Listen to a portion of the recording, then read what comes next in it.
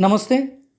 मैं डॉक्टर मंत्री रामधन आडे, हिंदी विभाग, तुलजा भवानी महाविद्यालय तुलजापुर, जिला उस्मानाबाद, संलग्न डॉक्टर बाबासाहेब आंबेडकर मराठवाड़ा विश्वविद्यालय औरंगाबाद, महाराष्ट्र से आज हम द्विवेदीहीन कालखंड की जो विशेषताएं हैं, इन प्रवृत्तियों का अध्ययन करने वाले हैं। द्विवेदीहीन कालखंड 1900 से लेकर 1918 तक माना जाता है। महावीर प्रसाद द्विवेदी इस कालखंड के सर्वश्रेष्ठ साहित्यकार माने जाते हैं। 1864 जिला रायबरेली दौलतपुर में इनका जन्म हुआ। द्विवेदीहीन कालखंड को नवजागरण काल भी कहा जाता है तथा जागरण सुधार काल भी कहा जाता है। महावीर प्रसाद द्विवेदी ने हिंदी कविता को श्रृंगारता से हटाकर राष्ट्रीयता जड़ता से प्रगति की ओर उन्मुख करने में महत्वपूर्ण भूमिका अदा की है।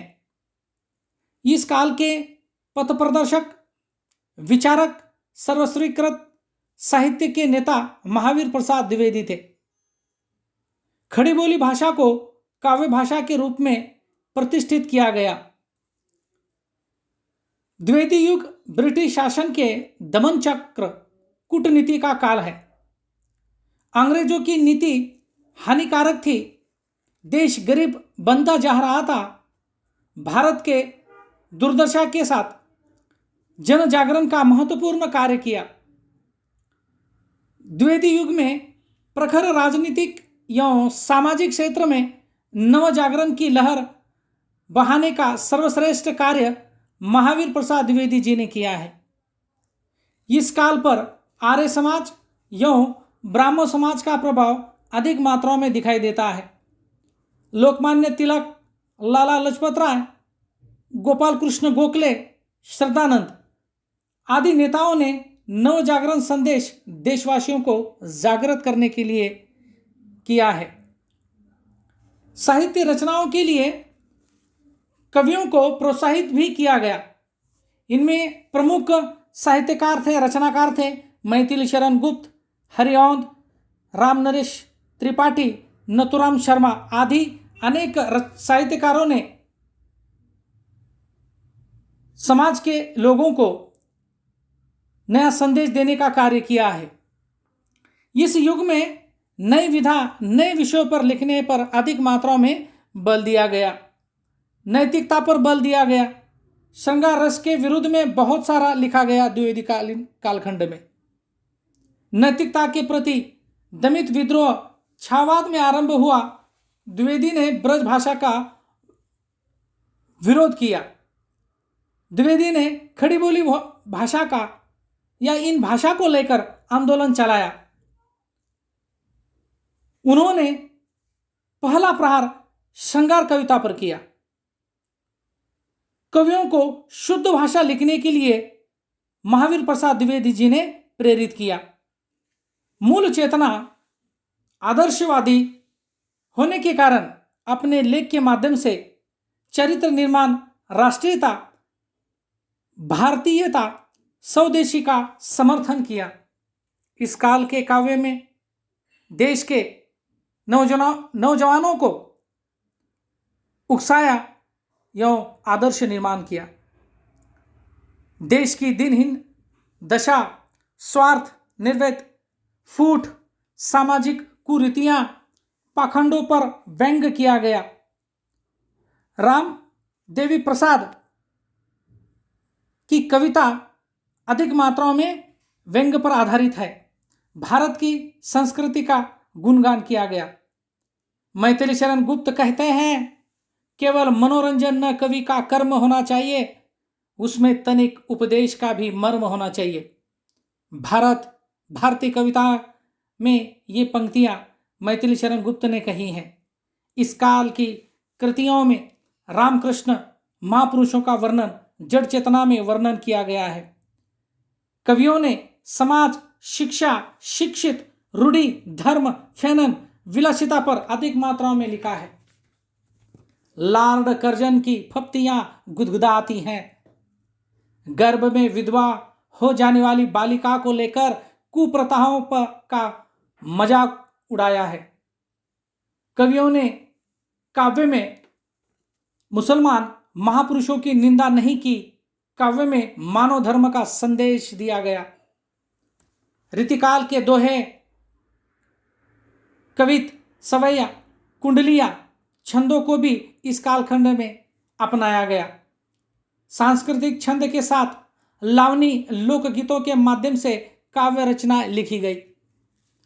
द्विवेदी युग में खड़ी बोली भाषा में छंदों का प्रयोग किया गया। यह युग भाषा साहित्य के अनुशासन का काल रहा है। रीतिकाल कालखंड की श्रृंगार कविता की बड़ी निंदा इस कालखंड में की गई है। मैथिली शरण गुप्त, मुकुंदधर पांडे, माखनलाल चतुर्वेदी जैसे कवि इस युग में निर्माण हुए। प्रबंध और पुस्तक रूपों में कविता का प्रकट होना एक महत्वपूर्ण घटना है। मानव मन का परिष्कार काव्य का प्रयोजन था। उपेक्षित नारी को प्रतिष्ठा देने का प्रयास इस कालखंड में किया गया है। भारतेंदु युग में कविता में जिस प्रकार से कविता ने एक मोड़ ले लिया और उसमें आधुनिकता का सहज समावेश हुआ, परंतु इन कविता में प्राचीनता के प्रति मोह भी रहा। द्विवेदी युग में पहुंचते पहुंचते उसमें बाल सुलभ चंचलता के स्थान पर अनुशासन, गंभीरता और विचारात्मकता आ गई। इस युग के साहित्य चेतना के सूत्रधार के रूप में आचार्य महावीर प्रसाद द्विवेदी थे। द्विवेदी ने हिंदी साहित्य के भाव पक्ष और कला पक्ष दोनों में एक आदर्श की स्थापना की।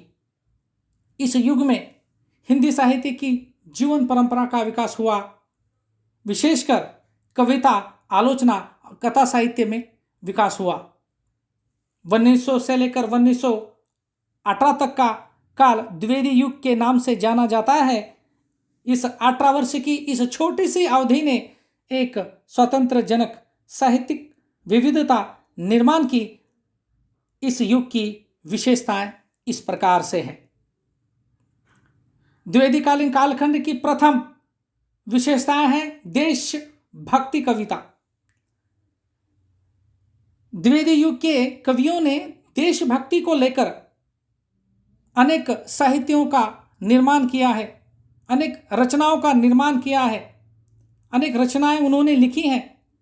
इस युग की कविता राष्ट्रीय भावना, जातीयता पर आधारित थी, जिसमें प्रमुख आधार देश के उज्जवल गौरव को दिया है। इस युग की कविता ने देशभक्ति की भावनाओं की अभिव्यक्ति छोटी छोटी कविता और प्रबंध काव्य दोनों रूपों में हुई है। मैथिली शरण गुप्त उदाहरण के तौर पर जैसे मैथिली शरण गुप्त का साकेत तथा हरिऔध द्वारा रचित प्रिय प्रवास रचनाएं आदि में देशभक्ति, अतीत के गौरव का भव्य दर्शन है। इनके साहित्य में देशभक्ति को लेकर अधिक मात्रा में देशभक्ति पर कविताएं लिखी गई। इस काल का जाति प्रेम धीरे धीरे एक व्यापक देश प्रेम के रूप में विकसित हो गया, जिसमें समूचा भारत प्रतिबिंबित हो उठा। हिंदू, मुस्लिम, सिख, ईसाई सब आपस में भाई भाई का नारा लेते रहे। इस युग की कविता में अपेक्षितों के प्रति सहानुभूति, देश प्रेम और अंग्रेज सत्ता के प्रति विद्रोह का स्वरूप प्रमुख रहा है। धार्मिक कविता द्विवेदी युग की यह दूसरी विशेषताएं है। धार्मिक कविता द्विवेदी युगीन कालखंड के कवियों की धार्मिक चेतनाएं काफी व्यापक रही हैं। भगवान के गोरे गुण गान पर आध्यात्मिकता और मानवता के दर्शन की प्रति स्थापना हुई। कविता में मंडित, शोषित, दुर्बल और दलित के प्रति सहानुभूति प्रदर्शित हुई। कवि का विश्वास है कि ईश्वर की प्राप्ति मानव प्रेम से ही संभव है। इस प्रकार कवि का ईश्वर प्रेम मानव प्रेम में बदल गया। इस युग की कविता में राम और कृष्ण का आदर्श मानव के रूप में चित्रण किया गया। उपदेशात्मक प्रकृति को छोड़कर कवियों ने मानवतावादों को ग्रहण किया है।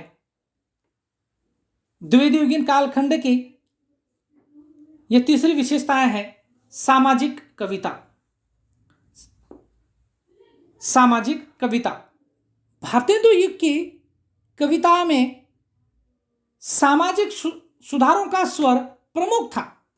भारतेंदु युग की कविताओं में सामाजिक सुधारों का स्वर प्रमुख था। द्वितीय युग के कवियों की दृष्टि समाज के सभी अंगों पर पड़ी। इस युग के कवि समाज के सर्वांगीण प्रगति के पक्ष पर लिखते रहे। श्रीधर पाठक ने विधवाओं की दीन दशा का अत्यंत करुणा चित्रण अंकित किया है। हरिऔध जी का सामाजिक कार्य भी महत्वपूर्ण रहा है। इन्होंने छुआछूत की भावना एवं सामाजिक कृत्यों पर व्यंग्यात्मक कविताएं भी लिखी हैं। कर्मगत उच्चता को श्रेष्ठ बताया। इस युग के कवियों ने स्त्री सुधार एवं उद्धार पर अधिक मात्राओं में लिखा है। साथ ही कविता में बाल विवाह के ऊपर घोर विरोध किया है। बाल विवाह के ऊपर कठोर प्रहार किया है और विधवा विवाह और स्त्री शिक्षा का समर्थन किया है। भारतेंदु युग की चौथी विशेषता है श्रृंगार कविता का अभाव। द्विवेदीकालीन कालखंड में अनेक कविताओं का निर्माण कवियों ने किया। अनेक कवियों ने श्रृंगार रस से मुक्त होकर उन्होंने कविता का निर्माण किया है। द्विवेदी जी की आदर्शवक्षता, सात्विकता, संयम के स्वभाव का स्वरूप, श्रृंगार रस की अश्लीलता समझकर कविता के क्षेत्र में से उसका बहिष्कार कर दिया। श्रृंगार से मुक्त अनेक कविताओं का निर्माण भारतीय द्विवेदी युग में किया गया है। मंगल की कोमल कांत पदावली और मराठी की वर्ण प्रधान इतिवृत्तात्मकता शैली को इस काल के कवियों ने अपनाया है, क्योंकि वे मौलिकता के प्रचार और आदर्श की प्रतिष्ठापना के लिए अनुकूल थी। परंतु इससे कविता में निरसता आ गई।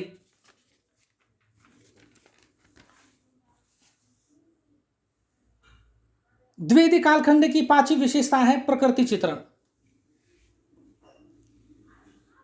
भारतेंदु युग में प्रकृति चित्रण पुरानी परंपराओं पर आधारित होता रहा, किंतु द्विवेदी युग के कवि का लक्ष्य प्रकृति के यथार्थ का वर्णन अधिक मात्राओं में किया है। भारतेंदु युग के कवियों ने पुरानी परंपराओं के ऊपर प्रकृति का चित्रण किया है, किंतु द्विवेदी कालखंड में ऐसा दिखाई नहीं देता है। इस कालखंड के कवियों ने जो लक्ष्य है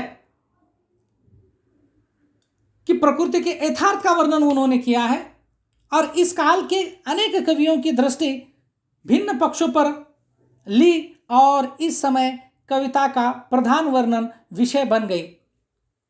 प्रकृति वर्णन के प्रमुख कवि श्रीधर पाठक तथा हरिऔध, मैथिली शरण गुप्त, राम नरेश त्रिपाठी आदि उल्लेखनीय प्रकृति वर्णन के प्रमुख कवि इस द्विवेदी कालखंड के माने जाते हैं। इन उल्लेखनीय कवियों ने प्रकृति वर्णन पर अधिक मात्रा में बल दिया। श्रीधर पाठक ने प्रकृति के संवेदनात्मक और चित्रात्मक दोनों स्वरों का सुंदर वर्णन अपने साहित्य में किया है। पाठक जी के बारे में आचार्य रामचंद्र जी शुक्ल जी कहते हैं, निबंध सम्राट आचार्य रामचंद्र शुक्ल जी, उन्होंने पाठक जी के बारे में, श्रीधर पाठक जी के बारे में अपने विचार स्पष्ट किए हैं और वे कहते हैं पाठक प्रकृति के सच्चे प्रेमी थे। मैथिली शरण गुप्त की पंचवटी में अधिक मात्रा में प्रकृति वर्णन की दृष्टि से ये एक सफल काव्य है।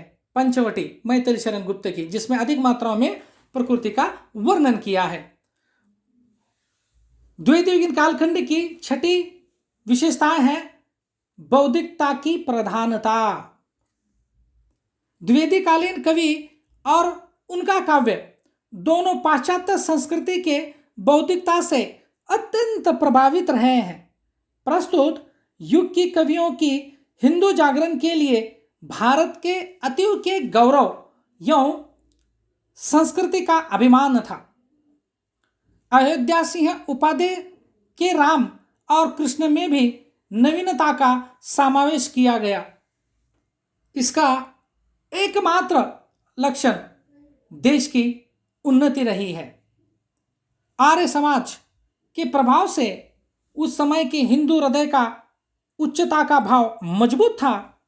उन्होंने प्राचीन बुद्धिमान व्याख्या करके आधुनिकता को आदर्श बनाया था। इस काल द्विवेदीकालीन कालखंड की सातवीं जो विशेषताएं हैं, देश का अतीव और संस्कृति। देश का अतीव और संस्कृति। द्विवेदीयुगीन काव्य में लोक सेवा, विश्व प्रेम, त्याग, नेतृत्व, संगठन आदि भावनाएं देखने को मिलती हैं। यह तत्व भारतीय हिंदू युगीन साहित्य में दिखाई देता है। इस युग के कवियों के साहित्य में अनेक विविध नवीन तत्वों का चित्रण हमें दिखाई देता है। अतीत का गौरव कर वर्तमान का निर्माण करना चाहा है। इस काल के कवियों ने पाश्चात्य संस्कृति के प्रभाव को दूर करके अपनी संस्कृति का विश्वास जगाया है। एक महत्वपूर्ण विशेषता है द्विवेदीकालीन कालखंड की है। आठवीं विशेषता है द्विवेदीयुगीन कालखंड की नवीन तथा साधारणीकरण, विश्वास, नवीनीकरण तथा साधारणीकरण। नवीन तथा साधारणीकरण, यह आठवीं विशेषता है द्विवेदीयुगीन कालखंड की।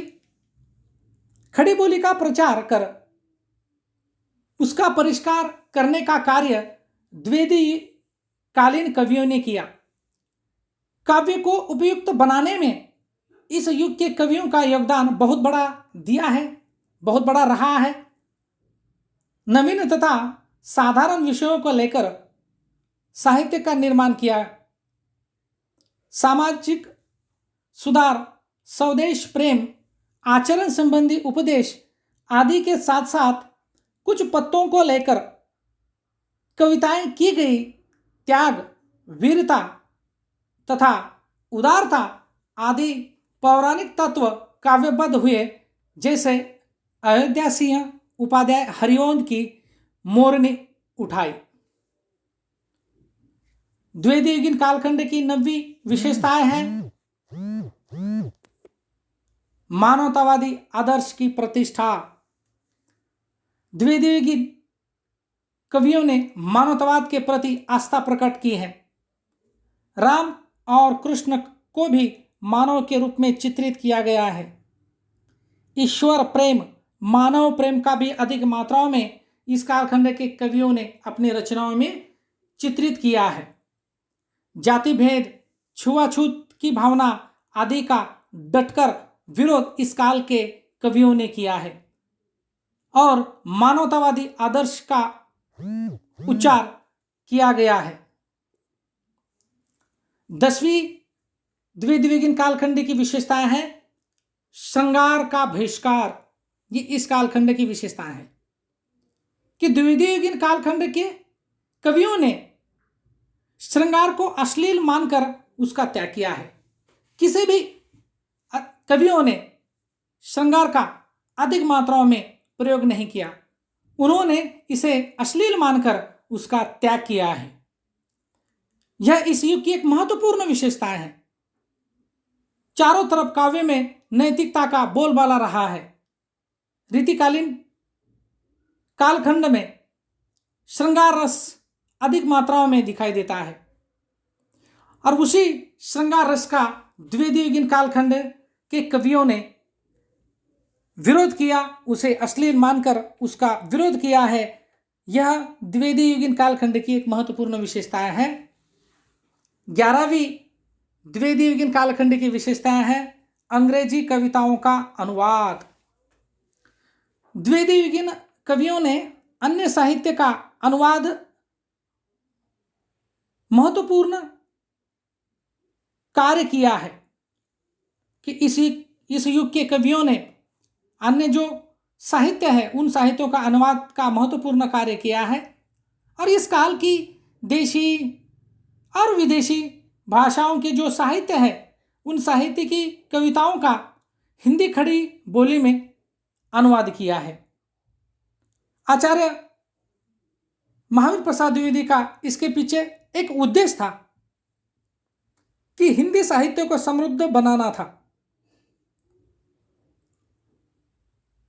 अनुवाद, कविताओं का अनुवाद करना, इसके पीछे उद्देश्य यही रहा है कि हिंदी का जो साहित्य है उसे समृद्ध बनाना था और द्विवेदी जी ने अनुवाद को भी प्रोत्साहन दिया। श्रीधर पाठक ने गोल्डस्मिथ के हर्मिट का एकांतवासी योगी का अनुवाद किया। इस प्रकार से एक महत्वपूर्ण जो है विशेषताएं हैं। इस काल खंड की 12वीं विशेषताएं हैं काव्य रूपों में अनेकता।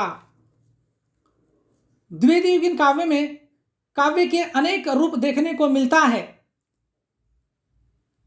जैसे प्रबंध काव्य, खंड काव्य, मुक्त काव्य आदि काव्य रूपों में काव्य निर्माण हुआ है।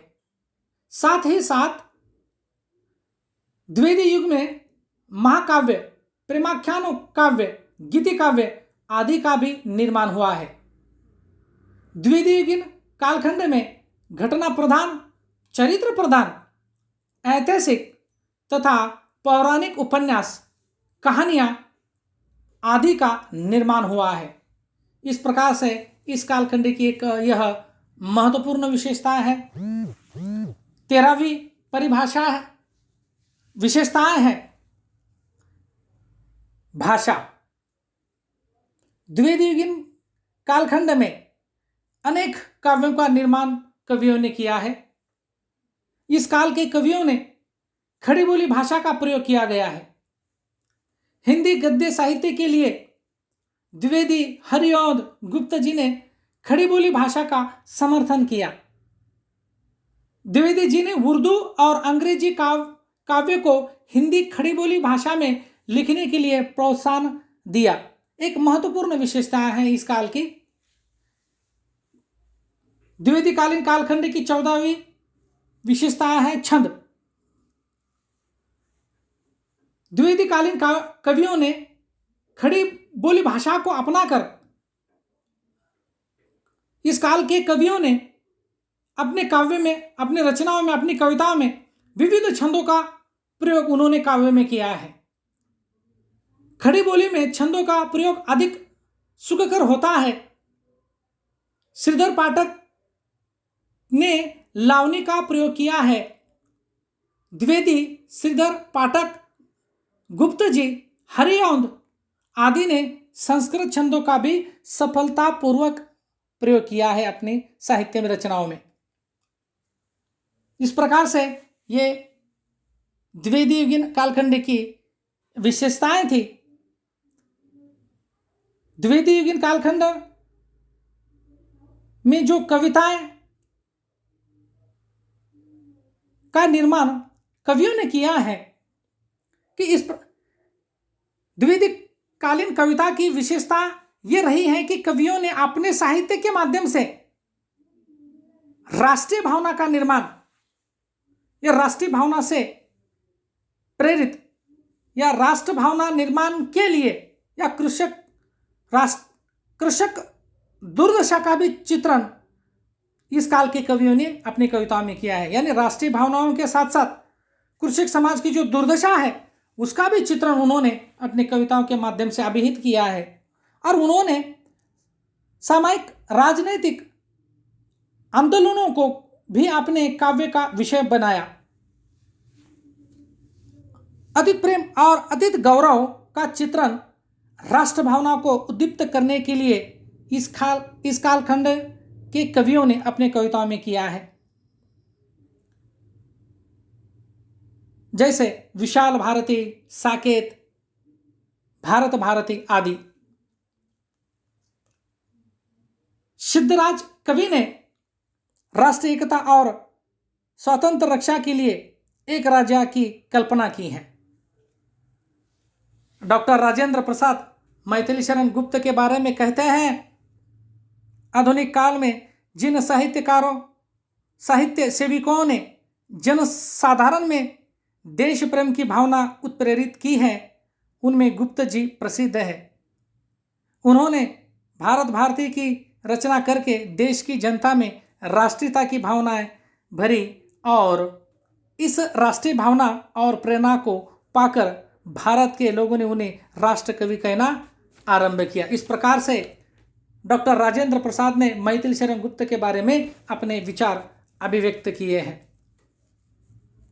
इस काल के प्रमुख कवियों में श्रीधर पाठक आते हैं जो प्रकृति चित्रण के कवि हैं। साथ ही नाथुराम शंकर जिन्होंने राजा वर्मा के चित्रों पर आधारित कविताओं का निर्माण किया। अयोध्या सिंह उपाध्याय जिन्होंने प्रिय प्रवास जो 1914 में खड़ी बोली भाषा के एक प्रथम काव्य उन्होंने लिखा था। इस काल के ये प्रमुख कवि हैं। रायदेवी प्रसाद पूर्ण जिन्होंने खड़ी बोली में कुंडलियां लिखने वाले कवि। लाला भगवान दीन, मैथिली शरण गुप्त, रामनरेश त्रिपाठी, गिरिधर वर्मा, मुकुंदर पांडे, रूपनारायण पांडे, लोचन प्रसाद पांडे के साथ राष्ट्र काव्यधारा के प्रमुख कवियों में माखनलाल चतुर्वेदी का योगदान अलग है। एक भारतीय आत्मा के रूप में उनकी तरफ देखा जाता है। माखनलाल चतुर्वेदी की पंक्तियां एक नई भावना मन में निर्माण कर देती हैं। क्यों देश न शक्ति जंजरों का गहना, क्यों देश न शक्ति जंजरों का गहना, हथकड़ियाँ क्यों यह ब्रिटिश राज का गहना। पुष्प की अभिलाषा की ये पंक्तियाँ जिस प्रकार से मुझे तोड़ लेना वनमाली उस पथ में देना तुम फेंक, मातृभूमि पर शीश चढ़ाने जिस पथ जावे वीर अनेक। साहित्य अकादमी पुरस्कार से ओतप्रोत माखनलाल चतुर्वेदी एक महान रचनाकार है। इस काल के प्रमुख कवियों में उनका योगदान सराहनीय है। धन्यवाद। आज हम द्विवेदी युगीन कालखंड की विशेषताओं के ऊपर अपने विचारों का अभिव्यक्त किए हैं। नेक्स्ट हम नए विषय को लेकर आपके सामने प्रस्तुत होंगे। तब तक के लिए धन्यवाद।